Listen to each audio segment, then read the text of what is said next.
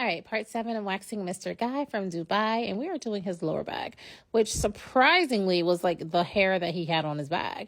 He didn't really have much on the middle or the upper back, so there was a couple stragglers here and there. I just waxed them off, and then I oiled him up with that Pretty Kitty and body oil. That's why his back looking good up there and glistening. You feel me?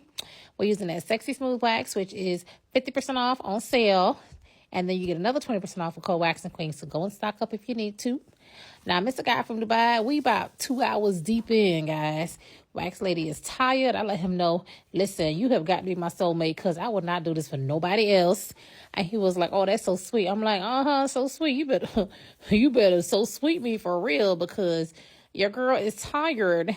And y'all know they just got that new, what's it called on Netflix? The Airbender thing that came out. I want to watch that. And he was like interrupting my time. Anywho, there's a little patch of hair that I forgot to get, but don't worry, I went and got it after. So don't come for your girl in the video, okay?